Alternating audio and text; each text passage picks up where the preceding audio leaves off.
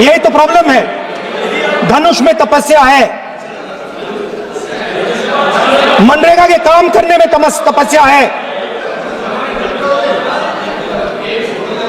तपस्या का मतलब शरीर में गर्मी पैदा करना, समझिए। हाँ, तब का ये मतलब है, तपस्या का ये मतलब है। तो ये तपस्या कर रहा था, लोगों को पता लगा और वो गुरु के पास गया। लड़के का नाम एकलव्य था और वो गुरु के पास गया और उसने कहा, गुरु द्रोणाचार्य जी, मैं सालों से धनुष चलाना सीख रहा हूं,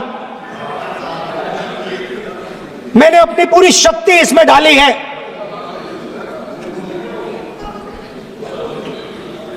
आप मेरी मदद कीजिए, आप मेरे गुरु बनिए। द्रोणाचार्य जी ने एकलव्य को कहा कि आप ऊंची जात के नहीं हो, आप ऊंची जात के नहीं हो, आप द्विजा नहीं हो, मैं आपका गुरु नहीं बनूंगा, यहां से तुम चले जाओ। और एकलव्य चला गया। फिर से एकलव्य ने तपस्या शुरू की, फिर से तपस्या शुरू की। कुछ साल बाद द्रोणाचार्य जी और पांडव उसी जंगल से निकले। एक कुत्ता भौंक रहा था, कहानी आपने सुनी है, सुना देता हूं। कुत्ता भौंक रहा था, अचानक कुत्ते की आवाज शांत हो गई। द्रोणाचार्य जी और पांडव पास गए और उन्होंने देखा कि तीरों के जाल में कुत्ता फंसा हुआ था। मुंह में तीर था एक, हाँ, मगर कुत्ता तीरों के जाल में फंसा था, एक तीर मुंह में थी, शांत था कुत्ता, मगर कुत्ते को चोट नहीं लगी। एकलव्य ने अहिंसा के साथ कुत्ते को शांत किया था। द्रोणाचार्य जी आते हैं और एकदम पूछते हैं, तुम्हें यह किसने सिखाया? एकलव्य जवाब देता है, द्रोणाचार्य जी, यह मैं सीखा हूं, मैंने तपस्या की है, घंटों मैंने प्रैक्टिस की है।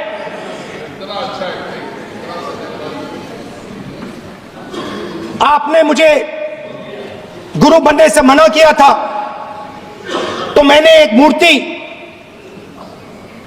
मट्टी की मूर्ति सामने रखी और मैंने प्रैक्टिस की और मैं सीखा। द्रोणाचार्य जी खुश नहीं हुए। द्रोणाचार्य जी ने एकदम कहा, तुम्हें मुझे गुरु दक्षिणा देनी है। नहीं नहीं, ये आपकी स्टोरी है, ये आपकी स्टोरी है। मेरी स्टोरी है कि द्रोणाचार्य ने पूछा।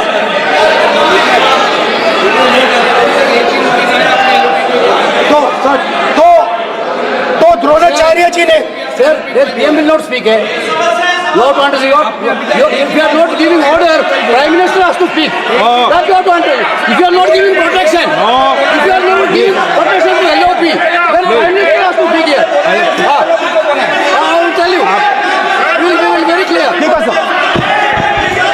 माननीय सदस्य, आपको मैंने कई बार कहा, आप धमकी शब्दों में मत बोला करिए। एक मिनट जाती। द्रोणाचार्य जी ने, कार्य मंत्री बोले, कितना डिस्टर्बेंस कर रहे थे। द्रोणाचार्य जी ने कहा कि मुझे आप गुरु दक्षिणा दीजिए। मेरी स्पीच ले ली आपने। तो द्रोणाचार्य जी ने उनसे कहा कि गुरु दक्षिणा के लिए मुझे तुम्हारा हुनर, तुम्हारा भविष्य, तुम्हारा अंगूठा चाहिए। और एकलव्य ने अंगूठा काट के द्रोणाचार्य को दे दिया।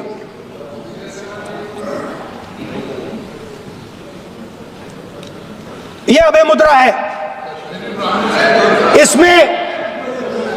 इसमें कॉन्फिडेंस,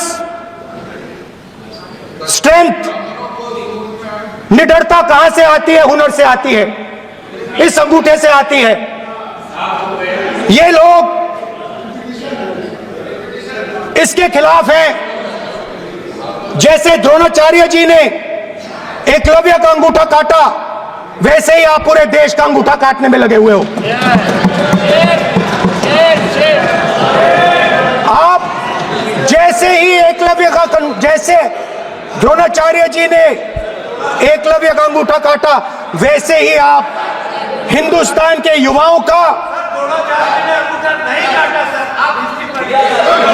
जैसे ही एकलव्य ने, देखो सर, जैसे एकलव्य का अंगूठा काटा गया, वैसे ही आप हिंदुस्तान के युवाओं का, सबका अंगूठा काटते हो। जब आप अदानी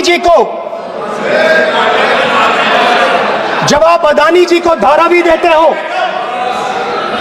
तो आप धारावी के जो एंटरप्रेन्योर्स हैं, जो स्मॉल एंड मीडियम बिजनेसेस हैं, उनका आप अंगूठा काटते हो। जब आप हिंदुस्तान के पोर्ट्स, एयरपोर्ट्स, डिफेंस इंडस्ट्री, ये सब जब आप अदानी को देते हो,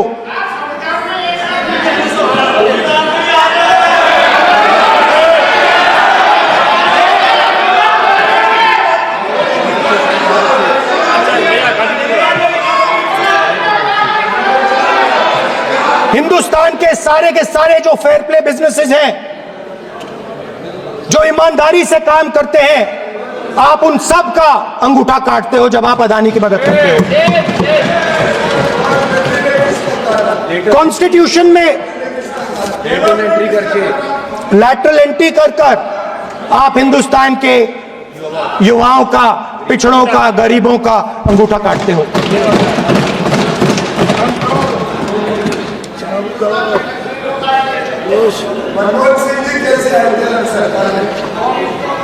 सर, स्पीकर सर, जैसे एकलव्य ने प्रैक्टिस की थी, वैसे ही हिंदुस्तान के युवा सुबह उठकर 4 बजे उठकर अलग अलग एग्जाम्स की तैयारी करते हैं। आपने देखा होगा, पहले हजारों युवा सुबह उठकर रनिंग करते थे, वेट ट्रेनिंग करते थे आर्मी में जाने के लिए। जब आपने अग्निवीर लागू किया, तो आपने उन युवाओं की उंगली काटी। जब आप पेपर लीक कराते हो, 70 बार आपने पेपर लीक करवाया है, तब आप हिंदुस्तान के युवाओं के अंगूठा काटते हो।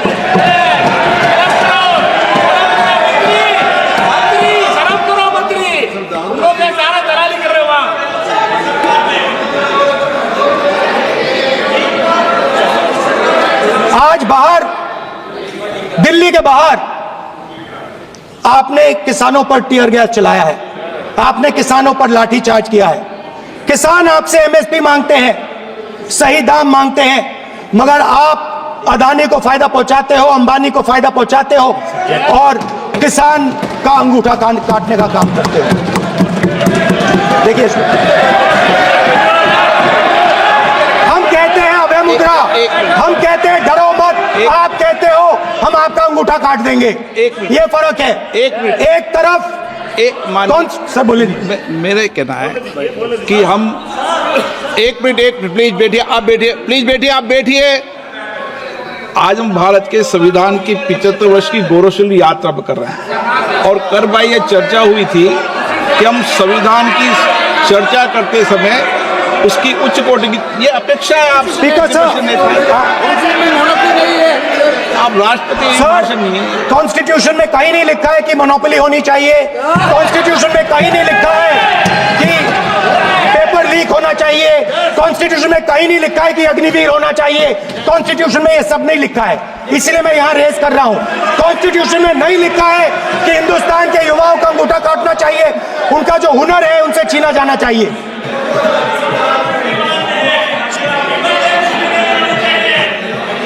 बैठे बैठे कर रहे हैं सर, 5 बजे अब भी बैठे बैठे करेंगे, अब कुछ नहीं बोलना है उसके ऊपर। 5 बजे देखिएगा, 5 बजे देखिएगा क्या करते स्पीकर सर, मिलेगा। मैं कुछ दिन पहले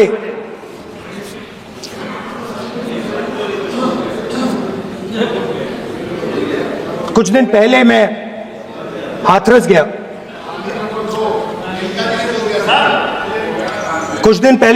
गया। हाथरस में 4 साल पहले एक लड़की का बलात्कार होता है। गैंग रेप होता है। 3-4 लोग गैंग रेप करते हैं। मैं 2-3 दिन पहले उस लड़की के परिवार के घर में गया।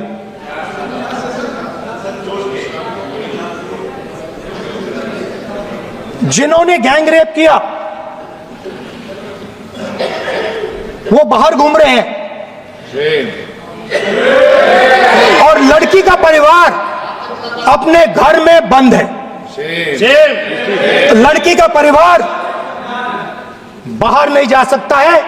जो अपराधी हैं वो उनको रोज धमकाते हैं और वो बाहर घूमते हैं।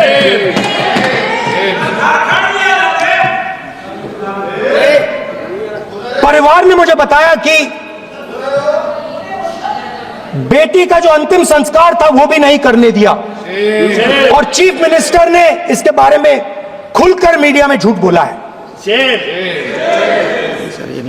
ये कॉन्स्टिट्यूशन में कहां लिखा है? ये कॉन्स्टिट्यूशन में कहां लिखा है कि जो बलात्कार करते हैं वो बाहर रहे और जिसका रेप हुआ है, जिसके परिवार, उस परिवार को बंद कर दिया जाए? कहां लिखा है कॉन्स्टिट्यूशन में? ये आपकी किताब में लिखा हुआ है, मनुस्मृति में लिखा है, मगर कॉन्स्टिट्यूशन में नहीं लिखा। और अगर आप कहते हो कि यूपी में आपका राज है और वहां पे कॉन्स्टिट्यूशन नहीं लागू होता है, वहां पे मनुस्मृति लागू हो रही है।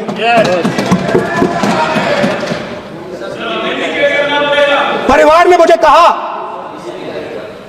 ने मुझे कहा कि यूपी की सरकार ने उन्हें वायदा किया था, कहा था कि हम आपका रिलोकेशन करेंगे, आपको कहीं और रहने की जमीन देंगे।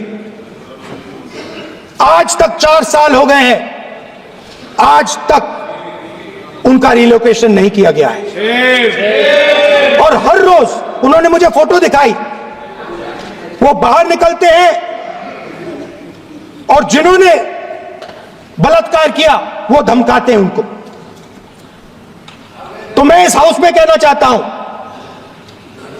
कि अंबेडकर जी के संविधान वाले लोग, इंडिया गठबंधन वाले लोग, हम सब मिलकर उस परिवार का रिलोकेशन हम करेंगे अगर आप नहीं करोगे तो।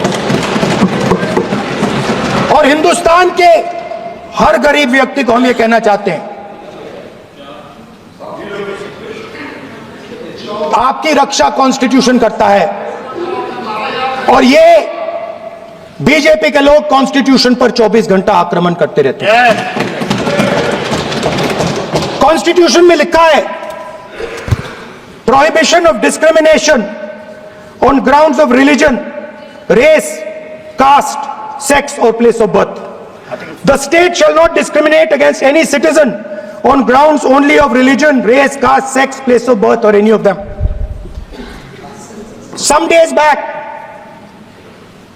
youngsters from Sambal came to see me. Innocent people, they had done nothing. They were just, वो बस पास में थे, 5 लोगों को गोली मार के हत्या कर दी। ये कहां लिखा है कॉन्स्टिट्यूशन में? ये कहां लिखा है कॉन्स्टिट्यूशन में? तो लिखा है prohibition of discrimination of grounds of religion. और जहां भी आप जाते हो, एक धर्म को दूसरे धर्म से लड़ाते हो। नफरत फैलाते हो। कहां लिखा है कॉन्स्टिट्यूशन में, कहां लिखा है कॉन्स्टिट्यूशन में कि एक धर्म को दूसरे धर्म से लड़ाना है? कहां लिखा है कॉन्स्टिट्यूशन में कि दलित परिवार को बंद करके अंदर रखना है और उनके अपराधियों को बाहर घूमने देना है? कौन से कॉन्स्टिट्यूशन में लिखा है? मुझे दिखाइए।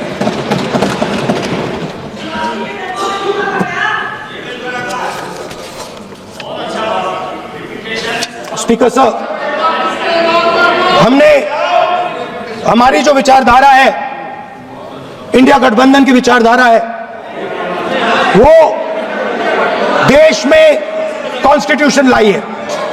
हम सब मिलकर कॉन्स्टिट्यूशन की रक्षा करते हैं। अंबेडकर जी ने कहा था, if there is political equality but no social and economic equality, political equality will be destroyed। ये अंबेडकर जी के शब्द हैं और आज ये बात सबके सामने है। पॉलिटिकल इक्वालिटी जो थी वो खत्म हो गई है। हिंदुस्तान के सारे इंस्टीट्यूशंस कैप्चर कर लिए गए हैं। सोशल इक्वालिटी नहीं रही, फाइनेंशियल इकोनॉमिक इक्वालिटी नहीं रही। इसीलिए हमारा अगला कदम जाति जनगणना होगा। हम देश को दिखाना चाहते हैं कि आपने किन लोगों का और कहां कहां अंगूठा काटा है। हम दलितों को, आदिवासियों को, पिछड़ों को, किसानों को, मजदूरों को दिखाना चाहते हैं कि आपने किस किस का अंगूठा काटा है। इसलिए जो मैंने वायदा किया था, इसी हाउस में यहां हम कास्ट सेंसस लागू करेंगे और उसके बाद हिंदुस्तान में एक नए तरीके का विकास होगा, एक नई तरीके की राजनीति होगी। जो मैंने पहले कहा था, जो आपको अच्छा नहीं लगता है, 50% रिजर्वेशन, उस दीवार को हम यहां तोड़ेंगे। 50% रिजर्वेशन की दीवार और जाति जनगणना हम यहां करा के दिखाएंगे। आपको जो कहना है कर लो, कह लो। पिछली बार भी जब चर्चा हुई तब भी मैंने कहा था कि कुछ लोग संविधान तो हाथ में लेके घूमते हैं, लेकिन ये नहीं बता पाए कि उसके पन्ने तक कितने हैं, क्योंकि इन्होंने कभी खोला ही नहीं। आज मैं क्योंकि ये संविधान जो राहुल जी सब तरफ दिखाते हैं सर, शायद इन्होंने इसके 2 पन्ने भी खोलकर नहीं देखे। अगर आप इसका प्रीफेस देखेंगे, प्रीफेस किसने लिखा है सर?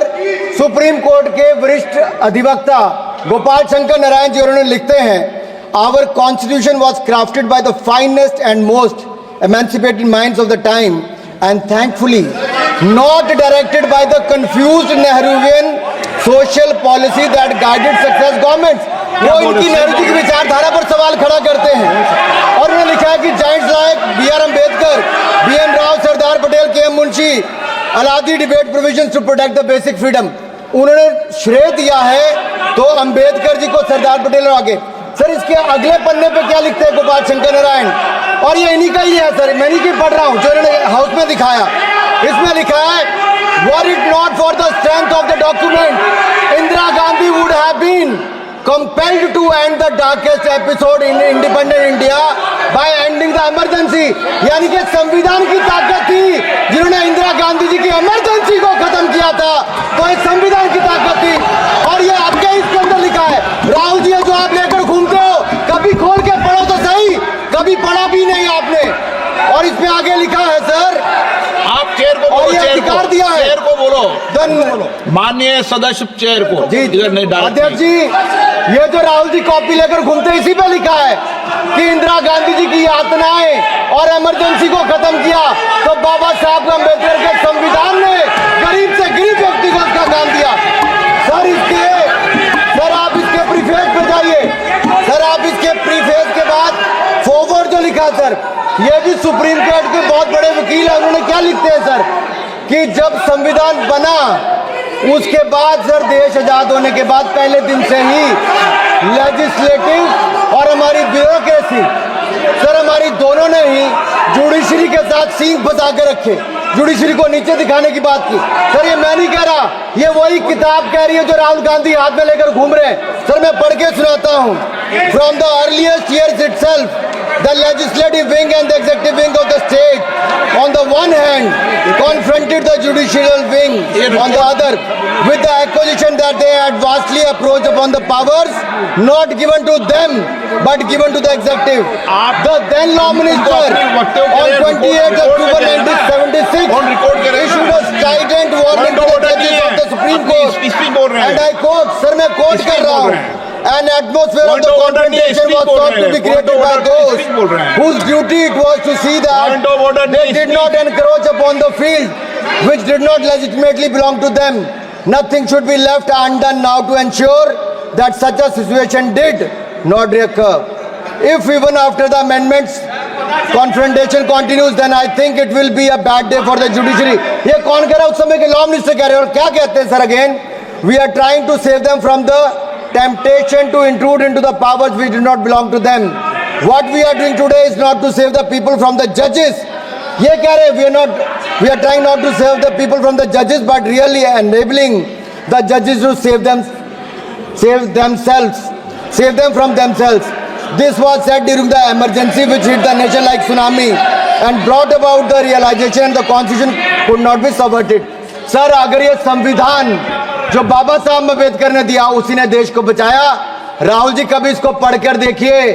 गांधी परिवार और कांग्रेस पार्टी का पूरा कारनामे इसके अंदर लिखेंगे, कैसे आपने धज्जियां उड़ाई। एक तो एक, दूसरा ये जो कहते हैं बीजेपी के लोगों को, सर ये मनगढ़ंत आरोप, सर ये अंगूठा काटने की बात करते हैं। इनके राज में सिखों के गले काटे गए, सिखों के पर कत्लेआम किया गया, सिखों के बाद दंगे सबसे ज्यादा हुए तो कांग्रेस के समय हुए। और आपको देश से माफी मांगनी है, अगर आज भी नहीं मांगेंगे तो संविधान जितना मर्जी जेब में डालिए। आप संविधान को जेब में लेकर घूमते सर, इन्होंने संविधान को तार तार करने का काम किया है। इनको देश से माफी मांगनी चाहिए। मुझे आपका संरक्षण इसलिए चाहिए था कि झूठे आरोप लगाने बंद करे। यह संविधान की रक्षा आपने कभी नहीं की। इमरजेंसी जैसा कालखंड आया और संविधान को बार बार तार किया, संशोधन किया, तो आपने और आपकी पार्टी ने किया। धन्यवाद सर। श्रीकांत शिंदे। धन्यवाद अध्यक्ष जी।